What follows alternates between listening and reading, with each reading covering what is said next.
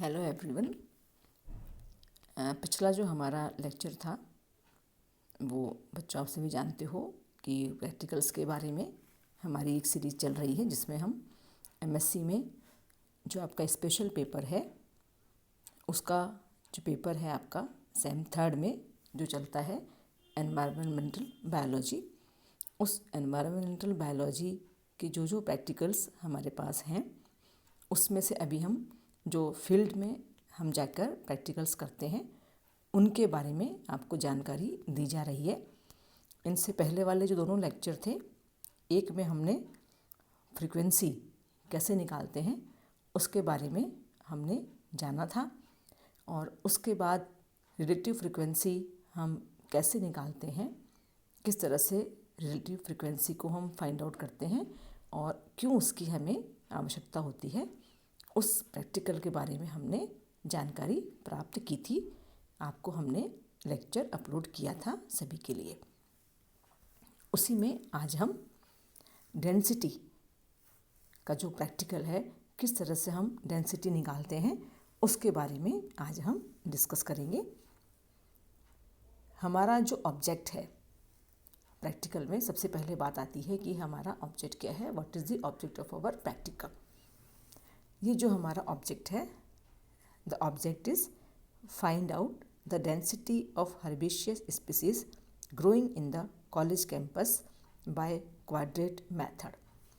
जिस तरह से हमने फ्रीक्वेंसी में क्वाड्रेट मेथड से फ्रीक्वेंसी को निकाला था, उसी तरह से हम क्वाड्रेट मेथड से डेंसिटी को फाइंड आउट करेंगे। जिस तरह से फ्रीक्वेंसी में हम क्वाड्रेट्स लेते हैं, 5 क्वाड्रेट्स की संख्या हम लेते हैं कि 5 हमारे सैम्पल्स हैं, सैम्पलिंग यूनिट्स 5 क्वाड्रेट्स हैं हमारे, और इन 5 क्वाड्रेट्स को हम अलग अलग जगह पर जाकर उसकी स्टडी करते हैं। बिल्कुल वही तरीका डेंसिटी में भी है, वही 5 क्वाड्रेट्स हम लेंगे, यानी कि जो हमारी सैम्पलिंग यूनिट है वो 5 यूनिट्स हैं, हमारी 5 साइड्स हैं। 50 स्क्वायर सेंटीमीटर 50 सेंटीमीटर स्क्वायर का हम क्वाड्रेट लेंगे, और 5 जो डिफरेंट जगह हैं वो हम कोई भी तरह की हम सेलेक्ट कर सकते हैं। जैसे कि एक हमने गार्डन की ली, एक साइड हमने गार्डन के पास में ले ली, एक थोड़ा और दूर जाकर, लेकिन जहाँ जहाँ पर वेजिटेशन है वहीं पर हम जाएंगे। और हमारे कॉलेज कैंपस में हम जानते हैं बहुत ज़्यादा वेजिटेशन यहाँ पर है। अलग अलग साइड्स पर हम जाकर 5 क्वाड्रेट्स हमारे बनाएंगे और वहाँ पर हम इन प्लांट्स की डेंसिटी की स्टडी करेंगे। हमारी जो रिक्वायरमेंट है वो ही, क्योंकि क्वाड्रेट हमें बनाने हैं तो इसलिए हमारी जो रिक्वायरमेंट है यहाँ पर भी इंच टेप की रहेगी, और साथ में स्केल और चौक या इस तरह कोई मार्किंग हमारे पास होनी चाहिए जिससे हम मार्क कर सकें क्वाड्रेट बनाने के लिए। फ्रीक्वेंसी में हम जो देखते हैं क्वाड्रेट में कि जो कोई स्पीसीज़ है, जैसे कि हमने इसको डिस्कस किया था कि मान लीजिए ABCD कोई स्पीसीज़ है, मालविस्ट्रम है, एकाइरेंथस है, लोनिया है, इवल्वुलस है, ऑक्जेलिस है, सॉन्कस, यूफोर्बिया, मोनोफाइला, यूफोर्बिया हीटा, ये सब जनरली हर्ब्स हैं, हर्बेशियस स्पीसीज़ हैं जो अपने कैंपस में हमें आसानी से मिलती हैं। तो उस क्वाड्रेट में जब हम फ्रीक्वेंसी के लिए करते हैं तो वहाँ हम खाली इनकी प्रेजेंस और एब्सेंस देखते हैं, लेकिन जब डेंसिटी की बात आती है तो डेंसिटी में हम इनका जो पूरा नंबर है, जो पूरी संख्या है, उसे हम काउंट करते हैं। क्योंकि डेंसिटी को हम क्या कहते हैं हिंदी में, सघनता, तो इसलिए हम यहाँ पर उसकी संख्या को काउंट करते हैं। डेंसिटी का जो एक तरह की हम डेफिनेशन की अगर हम बात करें, the number of individuals of the species in any unit area in its density. The number of individuals of the species in any unit area in its density, वो उसकी वहाँ की डेंसिटी कहलाती है। Density gives an idea of degree of competition. It is calculated using this formula: total number of individuals of the species in all the sampling units. फिर से एक बार repeat करती हूँ. Total number of individuals of the species in all the sampling units. जैसा कि अभी मैंने आपको इसकी डेफिनेशन बताई कि density, what is density? The number of individuals of the species in any given area. ठीक है, उसी को हम डेंसिटी कहेंगे. तो जब हम प्रैक्टिकल इसका करते हैं कि किस तरह से हम डेंसिटी को निकालेंगे, तो सबसे पहले हम ये करते हैं कि जितने भी क्वाड्रेट्स हमने डाले हैं वहाँ पर कोई भी स्पीसीज़ है, मान लीजिए जैसे कि यूफोर्बिया है, तो ये जो यूफोर्बिया है, ये जितनी भी हमारे सैम्पलिंग यूनिट्स हैं, जैसे कि 5 सैम्पलिंग यूनिट्स हैं, वहाँ पर ये इनकी संख्या कितनी है. जैसे मान लीजिए एक क्वाड्रेट है, उसमें यूफोर्बिया हमको 2 मिलते हैं, यानी कि हम प्लांट्स को गिनेंगे वहाँ पर. एक ही स्पीसीज़ के कितने प्लांट्स वहाँ पर लगे हुए हैं, हम उनकी संख्या को काउंट करेंगे. जैसे यूफोर्बिया है, वो जो पहला क्वाड्रेट है, पहले क्वाड्रेट में यूफोर्बिया की जो संख्या है वो मान लीजिए 2 प्लांट्स हमें उसके मिले, 2 नंबर मिले, हमने हमारे उसमें लिखा 2 संख्या. आगे दूसरे क्वाड्रेट में हम जाएंगे, मान लीजिए वहाँ पर मिलता ही नहीं है, तो वहाँ कुछ नहीं होगा, 0 होगा. थर्ड क्वाड्रेट में हम गए, वहाँ मान लीजिए 4 संख्या है, तो 4. तो ये संख्या हमारी आएगी इस तरह से, total number of individuals of the species in all the sampling units. इस तरह से करते करते जब हमारे 5 क्वाड्रेट्स कंप्लीट हो जाएंगे, तो जो टोटल संख्या है इन सब की 5 क्वाड्रेट्स में मिलाकर जो टोटल संख्या है, दैट इज़ अपर पार्ट इसका बनेगा, और it is divided by total number of sampling units studied. It means जितनी भी हमारी सैम्पलिंग यूनिट्स हैं, और जो हमारे यहाँ पर 5 हैं, क्योंकि हमने 5 क्वाड्रेट्स लिए हैं, तो जो 5 क्वाड्रेट्स हैं हमारे, उससे हम इसको डिवाइड करेंगे. तो ये हमारा डेंसिटी का फॉर्मूला है. Total number of individuals of the species in all the sampling unit and divided by total number of sampling units studied. तो ये जो डेंसिटी है, जिसको हम सघनता भी कहते हैं, डेंसिटी का ये फॉर्मूला है निकालने का. अध्ययन किए गए क्वाड्रेट्स में जाति के पौधों की कुल संख्या को हम डिवाइड करेंगे अध्ययन किए गए कुल क्वाड्रेट्स की संख्या से. तो इस तरह से डेंसिटी हमारा निकल कर आएगा. ये तो बात हुई हमारे ऑब्जेक्ट की, रिक्वायरमेंट्स की, कि क्या क्या हमारी रिक्वायरमेंट्स हैं, और उसके बाद क्या उसका फॉर्मूला है, डेंसिटी क्या होती है, किस तरह से हम उसे समझ सकते हैं, और क्या उसका फॉर्मूला है जिसमें कि हम हमारी रीडिंग को पुट करके हमारे रिजल्ट्स तक हम जाएंगे.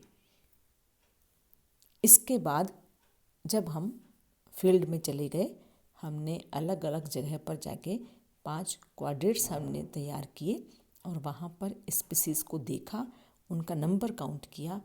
जब हम नंबर काउंट करते हैं तो हम क्या बनाते हैं, ऑब्जर्वेशन टेबल. ऑब्जर्वेशन टेबल में हम जो हमारी ऑब्जर्वेशंस हैं, यानी कि जो हमारी रीडिंग्स हैं, उन रीडिंग्स को हम नोट डाउन करते हैं, और वो जो हमारी रीडिंग्स आती हैं, उन रीडिंग्स को फिर हम फॉर्मूले में पुट करके उसका रिज़ल्ट निकालते हैं. इस तरह से जाकर हमारा एक एक्सपेरिमेंट कंप्लीट होता है. तो जो ऑब्जर्वेशन टेबल है, ऑब्जर्वेशन टेबल जो यहाँ पे आपको दिखाई दे रही है, हमने बनाई है. सबसे पहले हम इसमें लेंगे नेम ऑफ द स्पीसीज़, यानी कि कौन सी स्पीसीज़ हमें वहाँ पर मिल रही हैं, उनको हम देखेंगे, पहचानेंगे. हम अगर हम नहीं उनका अगर हम जानते हैं, हम पहचानते हैं, तो हम उसका नाम यहाँ देंगे, और हम उसको ABCD स्पीसीज़ से भी हम उसको डिनाई कर सकते हैं. इस तरह से उसके बाद हम डालेंगे number of individuals in quadrat studied, यानी कि जितने हमारे क्वाड्रेट्स हैं, उन क्वाड्रेट्स में कितनी कितनी संख्या उस प्लांट की मिल रही है. तो 1 2 3 4 5 ये तो हमारे क्वाड्रेट्स के नंबर हैं, जिनको हमने 1 2 3 4 5 करके दिया है, क्योंकि 5 क्वाड्रेट्स की हमने स्टडी की है. और इन सब में मिलने वाले जो प्लांट्स का नंबर है, हर क्वाड्रेट में मिलने वाले प्लांट्स के नंबर को हम यहाँ पर लिखेंगे, और उसके बाद हम इनका टोटल काउंट करेंगे.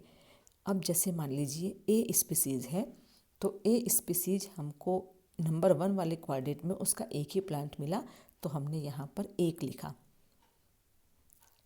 क्योंकि हम पहले एक क्वाड्रेंट की स्टडी करेंगे, उसके बाद हम दूसरे क्वाड्रेंट में जाएंगे, फिर हम तीसरा क्वाड्रेंट डालेंगे और उसकी करेंगे। कहने का मतलब है एक समय पर हम जो एक क्वाड्रेंट हमने डाला है उसकी हम पूरी स्टडी करेंगे पहले।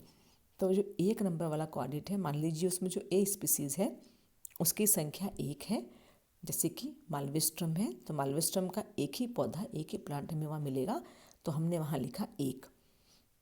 ठीक है, इसके बाद बी स्पीसीज़ पे हम आते हैं, दूसरी पे। मान लीजिए दूसरी यूफोर्बिया हिर्टा है, तो यूफोर्बिया हिर्टा के हमें 2 प्लांट्स मिले, तो हमने वहाँ पर 2 लिख दिया।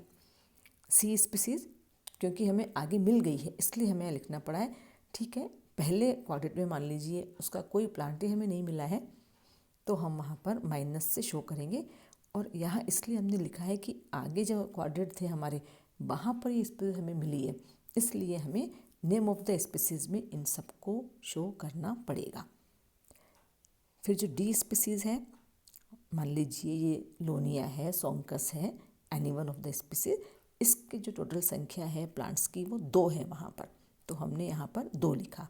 और जो ई स्पीसीज है उसकी हमको 4 संख्या मिली पहले क्वाड्रेंट में, तो हमने 4 लिखा। बिल्कुल इसी तरह से दूसरे क्वाड्रेंट हमने डाला अलग जगह जाकर। दूसरे क्वाड्रेंट में भी जो ए स्पीसीज़ है उसके जितने प्लांट्स की संख्या हमें मिली वो हमने यहाँ पे लिखा। बी की जितनी मिली नहीं मिली, हमने इसको माइनस से यानी कि नेगेटिव साइन से हमने इसको शो किया, क्योंकि ये वहाँ पे एब्सेंट है। सी स्पीसीज़ ये भी वहाँ पे नहीं है, नंबर 2 में जो क्वाड्रेंट था उसमें नहीं है, यहाँ भी हमने इसको नेगेटिव साइन से शो किया। It means it is absent in quadrant number 2. And the D species, the number of individuals of the D species in quadrant number 2 is 1. एक संख्या वहाँ पर इसकी हमें मिली। And the E species is also absent in quadrant number 2. इसी तरह से quadrant number 3, तीसरा जो क्वाड्रेंट है उसमें A species is absent in quadrant number 3. B species is present in quadrant number 3 and the number are 3. Species number C is present in quadrant number 3 and the number of individuals of the species C is 4.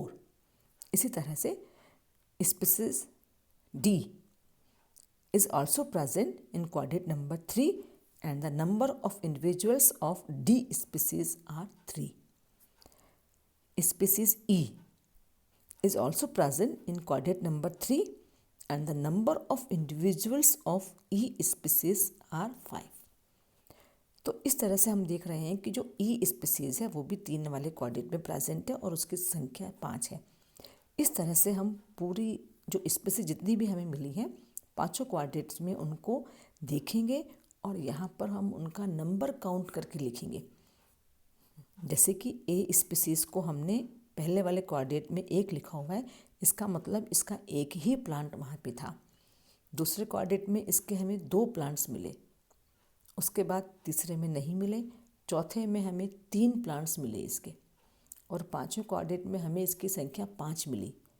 इस तरह से हमारे 5 quadrant की study हमने की।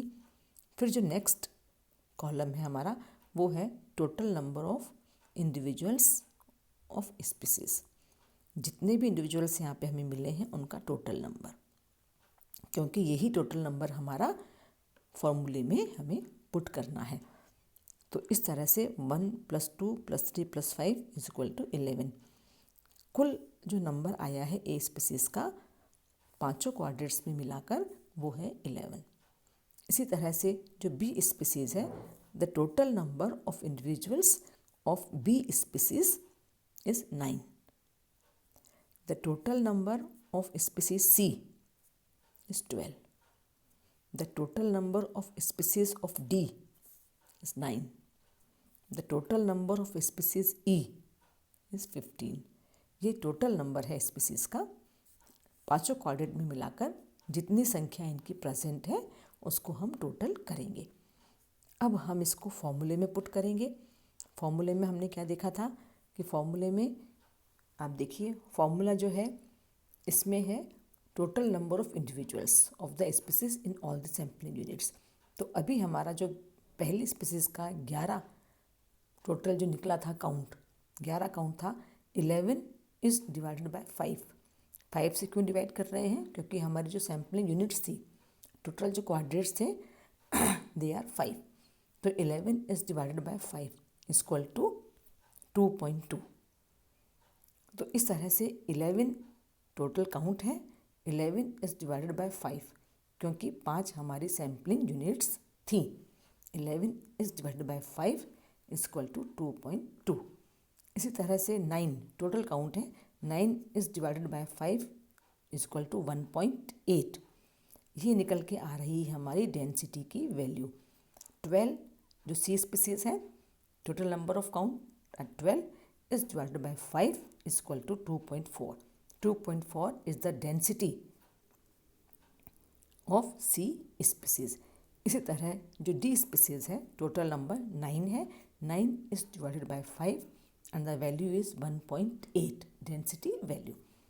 E species total number of individuals are 15 is divided by 5, the density value is 3 of the E species। तो इस तरह से डेंसिटी हमारी निकल कर आ जाती है। जितनी भी स्पीसीज़ हमें हमारी क्वाड्रेट की जो हमने स्टडी की है उसमें मिली हैं, उसके अकॉर्डिंग इसकी डेंसिटी इस तरह से निकल आई। अब जब डेंसिटी यहाँ आ गई तो ऑब्जर्वेशन टेबल हमारी कंप्लीट हो गई। ऑब्जर्वेशन टेबल के बाद हम आते हैं रिजल्ट्स पे। रिज़ल्ट हमने जिस तरह से फ्रिक्वेंसी में दिया था उस तरह से ही रिज़ल्ट हम यहाँ पर डेंसिटी में भी देंगे, जिसमें कि मैक्सिमम वैल्यू वाले को लेंगे और मिनिमम वैल्यू वाले को लेंगे। तो आप इसमें देखिए 2.4 यानी कि जो सी स्पीसीज़ है इसकी मैक्सिमम वैल्यू है 2.4 की, और 1.8 जो है ये मिनिमम वैल्यू है। 2.4 is the maximum value and 1.8 is the minimum value. तो हम रिजल्ट किस तरह लिखेंगे? The density of species C is maximum 2.4 and that of minimum species B and D is 1.8। तो मैक्सिमम की वैल्यू भी हम लिखेंगे, स्पीसीज़ का नाम भी लिखेंगे, और इसी तरह से मिनिमम की वैल्यू भी हम लिखेंगे और स्पीसीज़ का नाम भी हम लिखेंगे। ये हमारा रिज़ल्ट कंप्लीट हुआ। And then the last one is precautions, यानी कि सावधानियाँ। कोई भी प्रैक्टिकल एक्सपेरिमेंट जब हम करते हैं तो उसमें हमेशा हमें प्रिकॉशंस रखनी होती हैं।